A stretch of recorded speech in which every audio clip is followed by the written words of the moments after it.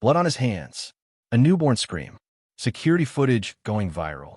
Marcus Joe had 60 seconds to decide. Let a woman and her baby die on a subway train, or risk everything to save them. He chose wrong, or so he thought, until 3 months later, when armed security dragged him out of the janitor's closet at Sterling Industries and escorted him to the 47th floor.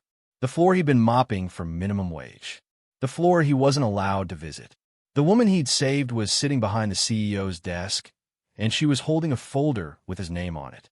Marcus had 30 seconds to figure out if he was about to be sued for malpractice, arrested for assault, or something he couldn't even imagine. The folder was thick, legal thick. His hands wouldn't stop shaking. "Mr. Joe," she said, and her voice was soft but her eyes were steel. "We need to talk about what happened on that train." Marcus's daughter was 7 years old. He had $143 in his bank account, and the most powerful woman in New York City was about to destroy his life. At least, that's what he thought, but he was wrong about that too. If you believe in kindness, second chances, and unseen connections that change lives, please like this video, comment your thoughts, and where you're watching from, share it with someone who needs it to stay motivated, and subscribe to our channel, Kindness Arena. Your support keeps these powerful, true stories alive. The fluorescent lights of the Sterling Industries building hummed their familiar tune at 11:47 p.m. Marcus Joe pushed his mop bucket down the marble hallway of the executive floor, his reflection ghosting across the polished surface. 36 years old, and this was what he'd become, invisible. "Daddy, when are you coming home?" His daughter Lily's voice echoed in his memory from their phone call an hour ago. "Soon, baby girl. Go to sleep for Mrs. Juliet, okay?" He squeezed the mop harder than necessary. Mrs. Juliet was a blessing, a widow in their apartment building who watched Lily during his night shifts for a fraction of what a real babysitter would cost. But every night Marcus left his 7-year-old daughter asleep felt like another small failure. The divorce had been finalized 18 months ago. Jennifer had been clear. She wasn't cut out for the struggling life. She'd wanted the ambitious lawyer she'd married, not the man who'd lost everything when his small business collapsed. She'd moved to California with her new boyfriend. She sent birthday cards twice a year and called even less. Marcus didn't hate her for it anymore.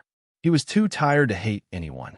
He finished the executive floor by 1:15 a.m. and took the service elevator down to the lobby. His supervisor, Rick, was already gone. He always left early on Thursdays. Marcus did his final walkthrough, checking that every trash can was emptied, every surface gleaming. The Sterling Industries logo glinted on the wall, a silver tower reaching skyward. Marcus had Googled the company once. Their CEO, Richard Sterling, was worth $3 billion. The thought was so abstract it might as well have been Monopoly money.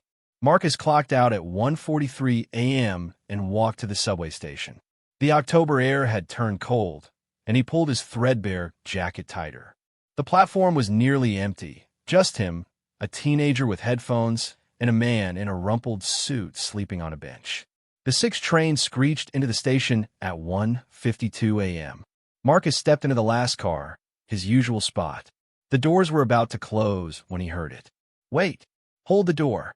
A woman stumbled onto the train, heavily pregnant, her face flushed and panicked. She was expensively dressed, a cashmere coat, designer shoes, but she moved awkwardly, one hand clutching her enormous belly, the other gripping a phone. "Thank you," she gasped, catching Marcus's eye. He nodded and returned his gaze to the floor. Not his business. The train lurched into motion. Marcus counted the stops in his head: 77th Street, 68th Street, 59th Street. He'd be home by 2:30, catch 5 hours of sleep, then wake up to get Lily ready for school. The woman was talking frantically into her phone. "The dinner ran late, David. I told you I'd take a car, but..." She paused, listening. "No, the driver had already left. It's fine. I'm on the subway. I'll be..." She stopped mid-sentence. Her phone clattered to the floor. Marcus looked up just as she doubled over with a sound that was half groan, half scream. "Oh God," she gasped. "Oh God, no, not now." The teenager with headphones was oblivious, head bobbing to his music. The rest of the car was empty, except for one elderly man who'd fallen asleep in the corner. The woman looked at Marcus with wild eyes. Something's wrong. The baby is not supposed to come for 3 more weeks. She gasped again, her knees buckling. Marcus was on his feet before he'd made a conscious decision. He caught her arm, helping her into a seat. Take a breath, he said, his voice steadier than he felt. When did the contractions start? During dinner. But they were just Braxton Hicks, I thought. My doctor said. She cried out again, her entire body tensing. Oh God, that's 2 minutes apart. They're 2 minutes apart. Marcus felt ice water pour down his spine. He pulled out his phone and dialed 911, but the call dropped immediately, no signal in the tunnel. Okay, he said, forcing calm into his voice. Okay, we'll get you help at the next stop. When's that? He looked up at the map. 51st Street. 3 more minutes. The woman shook her head frantically. You don't understand. I can feel it. The baby is. She clutched his arm with surprising strength. I can feel the head. Oh God, it's coming now. No, Marcus said firmly. It's not. We're going to, she screamed. It was a sound Marcus had heard once before, 7 years ago, when Lily was born. The sound of a body doing something it couldn't stop, couldn't control. The woman's water broke. Tom did something strange then. It splintered into fragments. The woman's panicked breathing, the rhythmic clacking of the train wheels, the teenager finally looking up from his phone in confusion, the sleeping old man still oblivious in the corner. I need to lie down, the woman gasped. Please. Marcus helped her down to the floor of the subway car. His mind raced through everything he remembered from Lily's birth, which wasn't much. He'd been at the head of the bed, holding Jennifer's hand, deliberately not looking at what was happening. But Lily had been born healthy. He'd cut the cord. He'd held her, tiny and screaming and perfect. He could do this. What's your name? He asked, helping her out of her coat. Sarah, she panted. Sarah Sterling. The name meant nothing to him. I'm Marcus. Sarah, I need to check. I need to see if the baby is crowning. Is that okay? She nodded, beyond modesty, beyond pride. Marcus positioned himself and felt his stomach drop.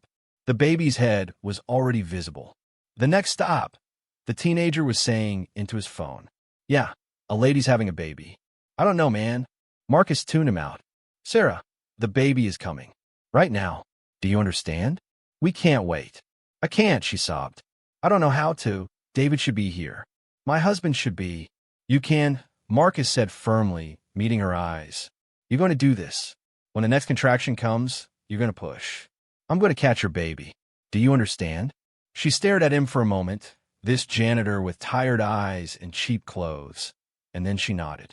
The next contraction came 30 seconds later.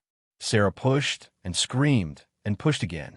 Marcus supported the baby's head with shaking hands, terrified he'd do something wrong, hurt them both. But the baby was coming whether he was ready or not. One more, he urged. One more big push. The train was pulling into 51st Street. Through the windows, Marcus could see people on the platform, confusion turning to shock as they registered what was happening. Sarah pushed with everything she had. The baby slipped into Marcus's hands all at once, slippery, tiny, impossibly fragile. For one horrible second, the infant was silent. Marcus's heart stopped. Then the baby girl, it was a girl, opened her mouth and wailed. The sound was the most beautiful thing Marcus had ever heard. The train doors opened. Suddenly there were people everywhere. Paramedics who'd been called by the teenager, a transit worker with a first aid kit, commuters with phones out, recording everything. Marcus barely noticed. He was wrapping the baby in his jacket, his work jacket that smelled like cleaning solution and sweat, and placing her on Sarah's chest. You did it, he whispered. She's perfect. Sarah was crying, laughing, her hands shaking as she touched her daughter's face. Thank you, she kept saying. Thank you, thank you, thank you. The paramedics took over. They clamped and cut the cord, wrapped the baby properly, loaded both mother and child onto a stretcher. Someone was asking Marcus questions. His name, what happened? Was he hurt? But all felt distant, unreal. Then Sarah reached out and grabbed his hand. What's your name again? Marcus Joe. Marcus Joe, she repeated, memorizing it. I'm never going to forget you. Never. Then she was gone, wheeled out of the station in a flurry of activity. Marcus stood on the platform, his shirt stained with blood and amniotic fluid, his hands still shaking. The teenager who'd called 911 was filming him on his phone. Someone else was asking if he was the father. "No," Marcus said quietly. "I'm just a janitor." He took the next train home. Mrs. Juliet was surprised when he arrived at 3:30 a.m. instead of 2:30, even more surprised by his appearance. He told her what happened in a few short sentences, paid her $40 from his rapidly dwindling savings, and checked on Lily. His daughter was asleep, her nightlight casting her face in soft shadows. She looked so much like her mother. Marcus kissed her forehead. "I helped bring a baby into the world tonight," he whispered. "Maybe that means something. Maybe it doesn't. But I'm still here, Lilybug. I'm still here for you." He showered, the blood washing down the drain in pink swirls. He set his alarm for 7 a.m. He lay in bed staring at the ceiling, replaying those 6 minutes again and again. Finally, he slept. Marcus didn't think about the subway incident again until 2 days later, when Mrs. Juliet knocked on his door with her phone in hand. "Marcus, you're famous." He opened the door, confused. Mrs. Juliet thrust her phone at him. On the screen was a video with 3.2 million views. The caption read, "Hero janitor delivers baby on NYC subway." Marcus watched himself on the tiny screen, watched the moment the baby came into his hands, watched Sarah's face crumple with relief and joy. The video had been shot by the teenager. The comments were overwhelming. "This man is a legend. Give this guy a medal. There's still good people in the world. Who is he? Someone find him." "It's everywhere," Mrs. Juliet said excitedly. "The news, Facebook, even my grandson's TikTok." Marcus felt something twist in his stomach. He didn't want to be famous. He just wanted to pay his rent and raise his daughter in peace. But the story had taken on a life of its own. By that evening, a local news station had tracked him down through the building where he worked. They wanted an interview. Marcus declined. Then his phone rang. "Mr. Joe, this is Karen Fitzgerald. I'm calling from Sterling Industries. We'd like to invite you to come by our office tomorrow afternoon for a brief meeting." "I work nights," Marcus said. "I don't know why would Sterling Industries want to meet with me." There was a pause. "The woman you helped on the subway, Sarah Sterling, is the wife of our CEO, Richard Sterling. They'd like to thank you properly. Would 2 p.m. tomorrow work?" Marcus's mind went blank. Sterling. Sarah Sterling. The CEO's wife. Yes, 2 p.m. is fine." He hung up, staring at nothing. Lily tugged on his sleeve. "Daddy? What's wrong?" "Nothing, baby. Everything's fine." But as he made her dinner, pasta with butter, all they could afford, his mind raced. What did "thank you properly" mean? A fruit basket? A handshake? He pushed the thoughts away. Whatever it was, it didn't matter. He'd done what anyone would do.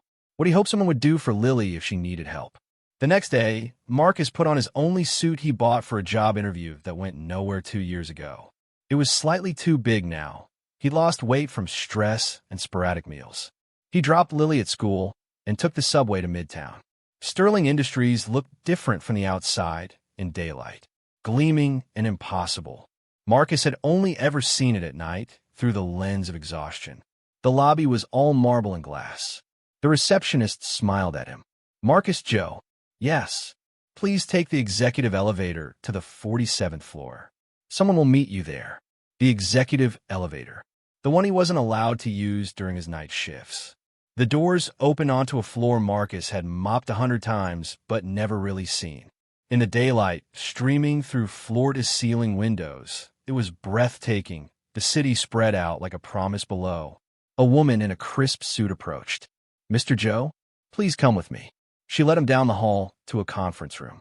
And there, sitting at a long table, were 2 people.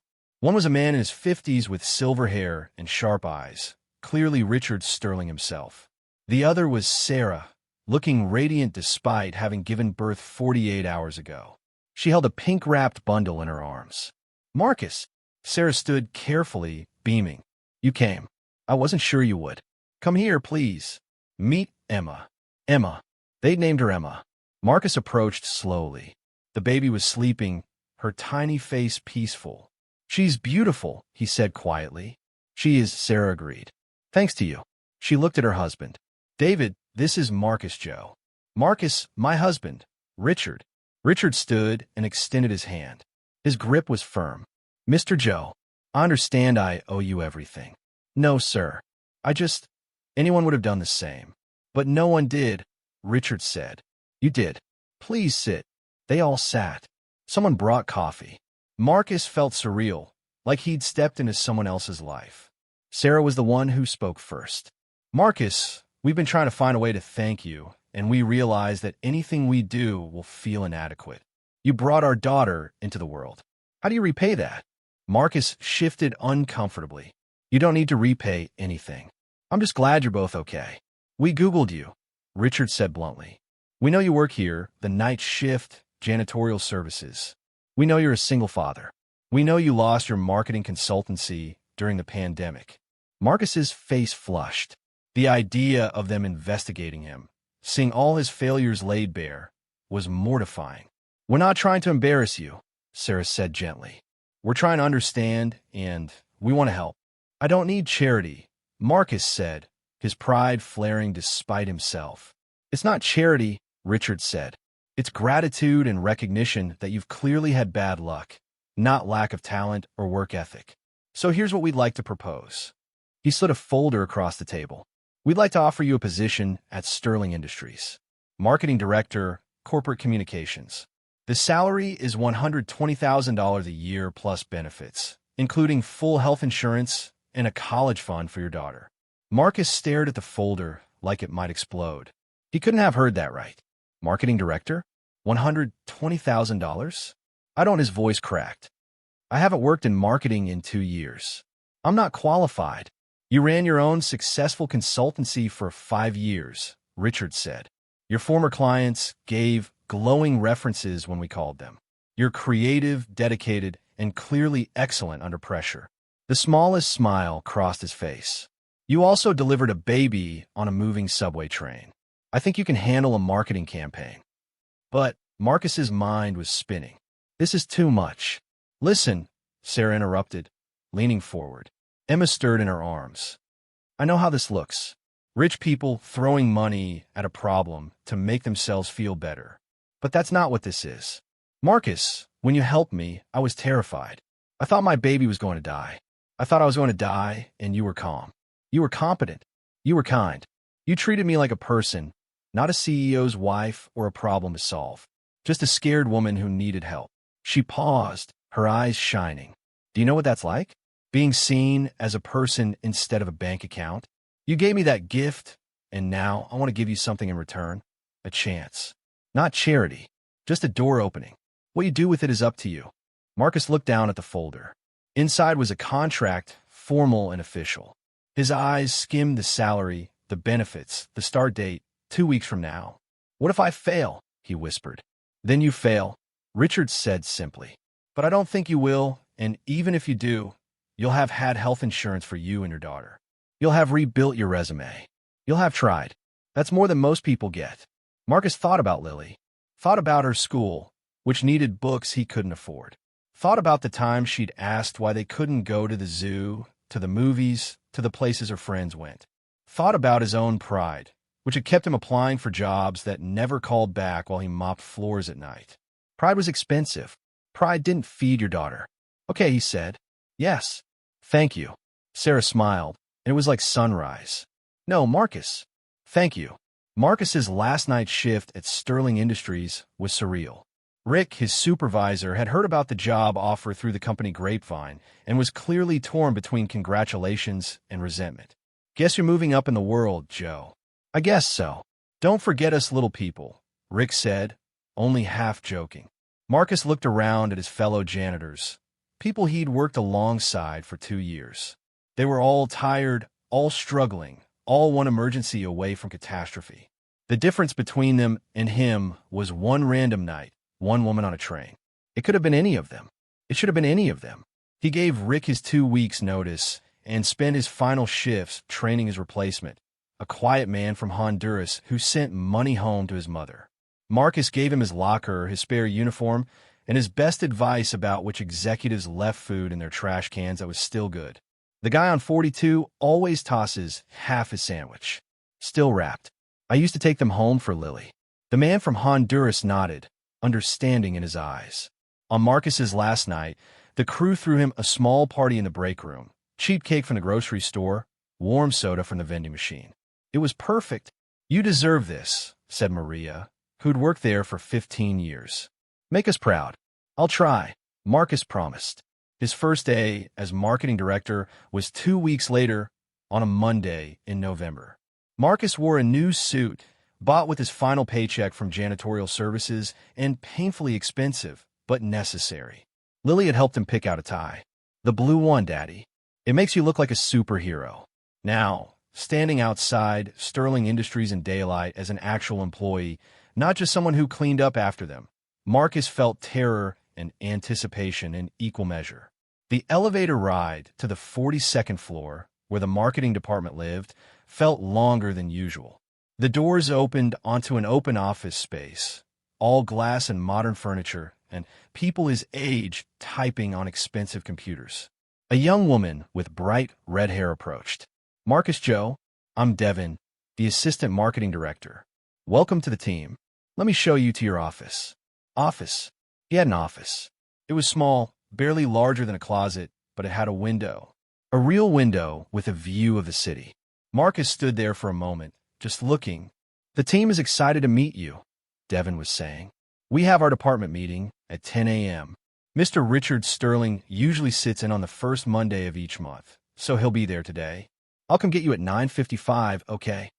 She left, and Marcus sat at his desk. His desk, with a computer that actually worked and a phone with his name on the display. He had no idea what to do. Slowly, deliberately, he logged into the computer. His credentials worked. He pulled up the company marketing files, reviewed the current campaigns. Sterling Industries was primarily commercial real estate and development. Their current campaign focused on sustainability and community building. It was good work, professional but safe.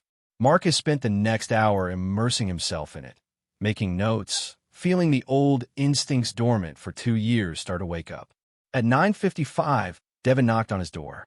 Ready, as I'll ever be. The conference room was full, 8 people from the marketing team, plus Richard Sterling himself, sitting at the head of the table. Everyone looked up when Marcus entered.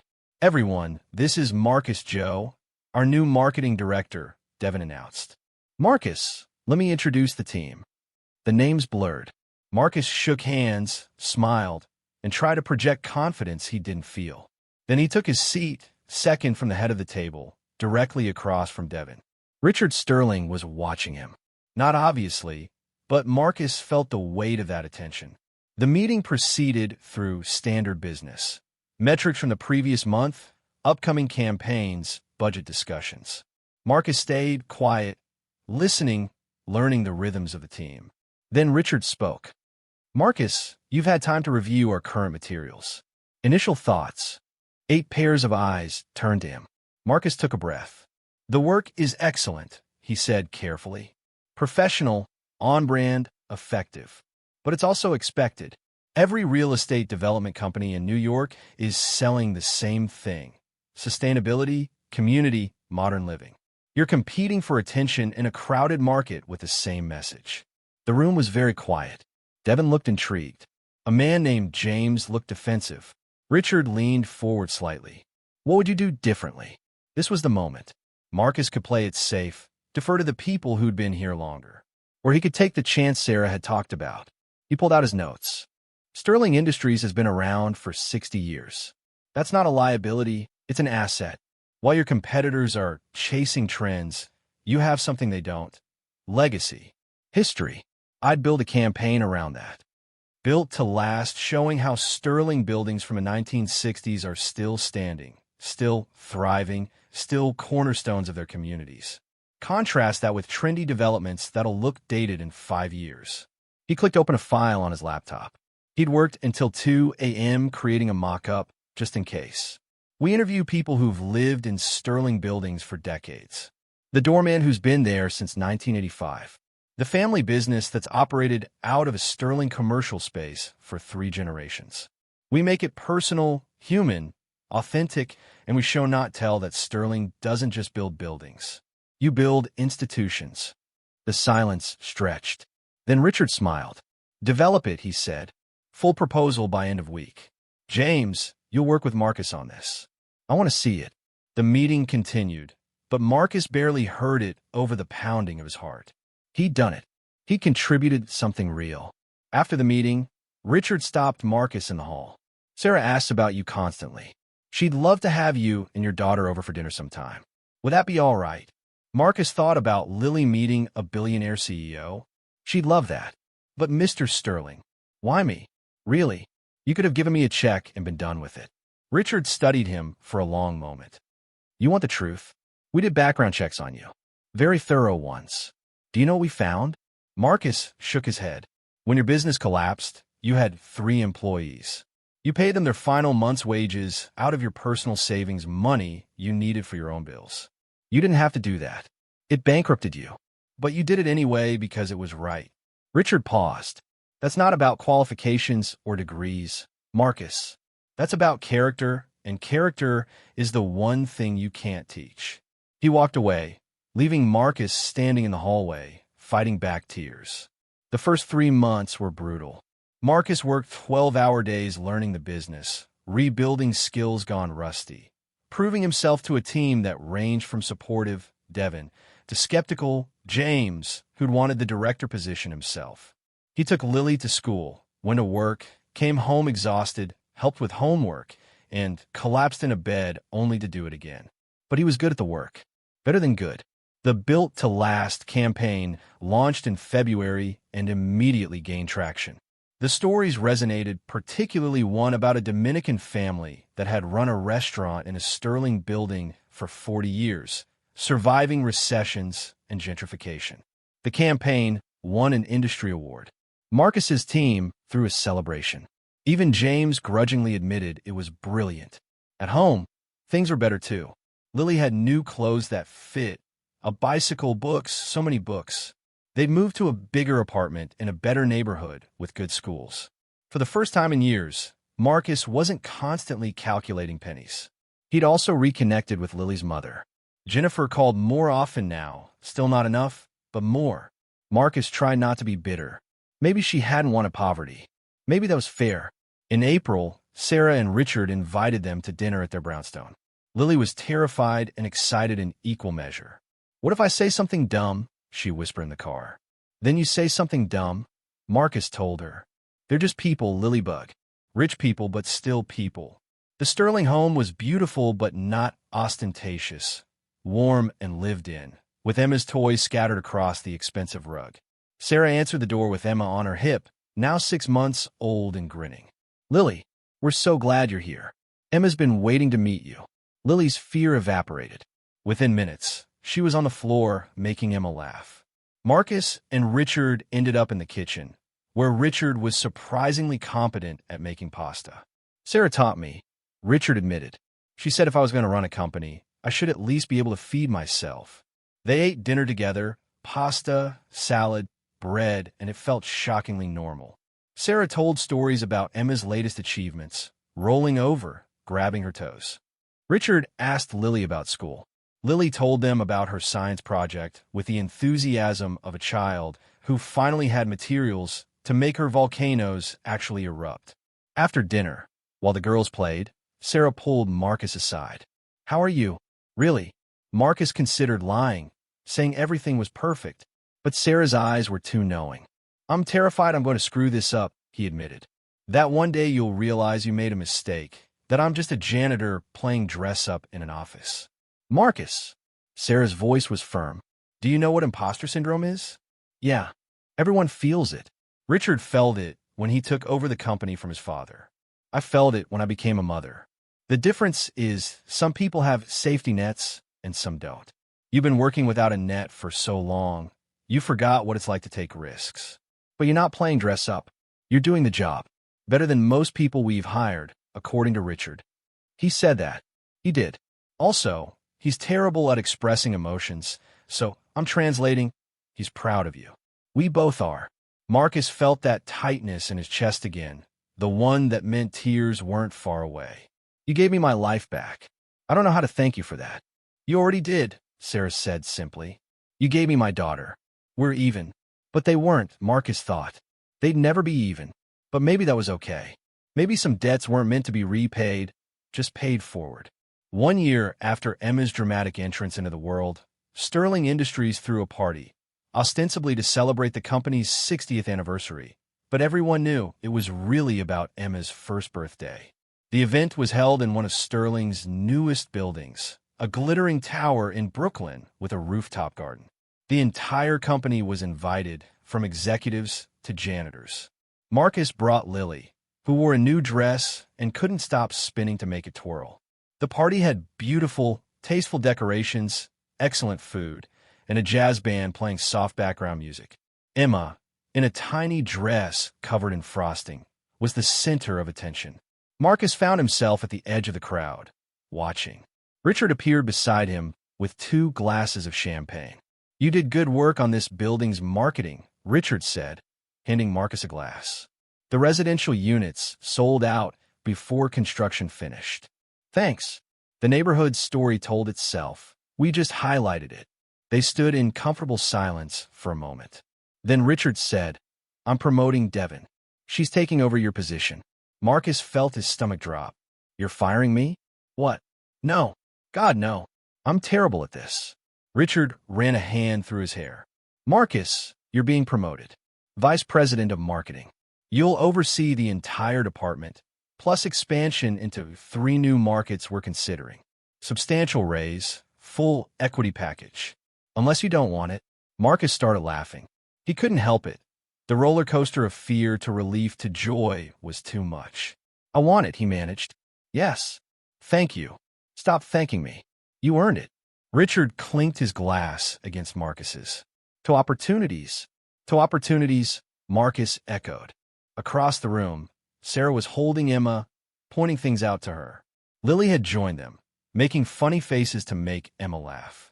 The 3 of them looked perfect together. 2 girls who wouldn't exist in each other's lives if not for one random October night. Mrs. Juliet appeared at Marcus's elbow, dressed in her finest dress. He'd insisted she be invited. You're a good man, Marcus Joe, she said, watching Lily. Your parents would be proud. Marcus's parents had died when he was 22, a car accident that happened too fast for goodbyes. He thought about them often, wondered what they'd make of his life trajectory. Success, failure, rock bottom, and now this. I hope so, he said quietly. Later, after the cake was cut and the speeches given, Marcus found himself alone on the rooftop garden for a moment. The city stretched out below, millions of lights, millions of lives, all intersecting in ways no one could predict. His phone buzzed. A text from Jennifer. Saw the article about your promotion. Proud of you, Marcus. You always were stronger than me. He stared at it for a long time, then typed back, thank you. Lily misses you. The response came quickly. I know. I'm trying to be better. I want to be in her life more, if that's okay. It's okay, he wrote. She'd like that. He meant it. Lily deserved a mother who showed up, even if she'd been absent. People could change. He had to believe that. Daddy, Lily's voice called from inside.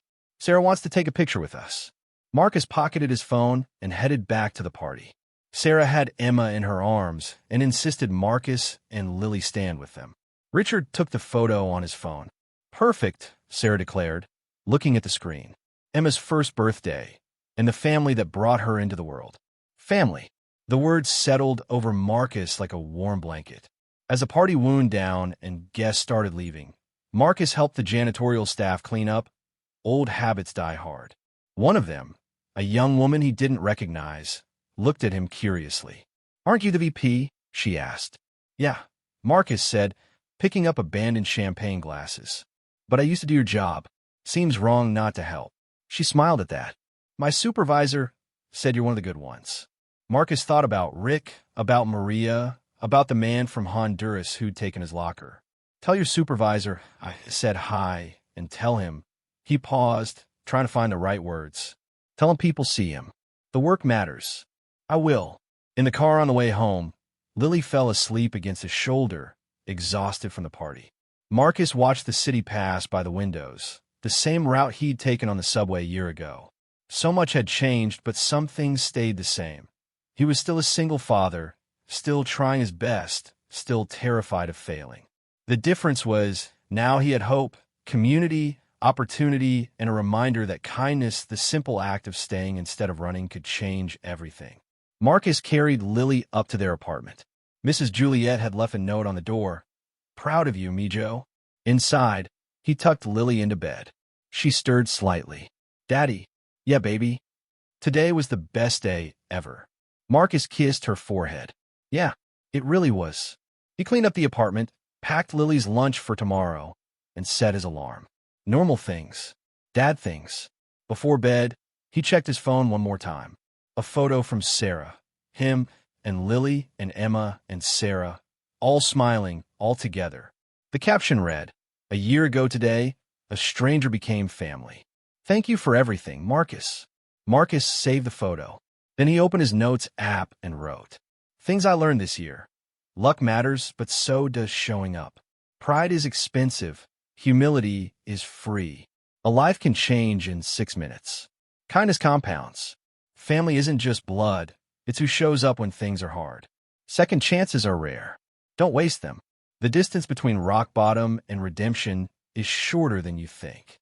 Sometimes the train comes right on time." He closed his eyes and slept deeply, dreamlessly, the sleep of a man who delivered more than just a baby on a subway train. He delivered himself back to the life he thought he'd lost forever, and in the morning, when the alarm went off and Lily called for breakfast and the city hummed a life below, Marcus Joe, former janitor, current VP, forever single dad, got up and faced another day.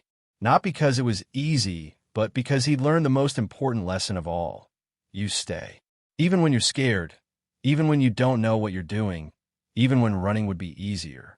You stay, and sometimes, just sometimes, that's enough. If this story touched your heart, if it reminded you that kindness is never wasted, and that even broken path can lead to beautiful places and change of lives, please like this video, share it with someone who needs a little hope today, and subscribe to Kindness Arena, because your support keeps stories like this alive and spreading. Tell us in the comment what you would have done differently if you were on that train. Or has a stranger's kindness ever changed your life in ways you didn't expect? We'd love to hear your story.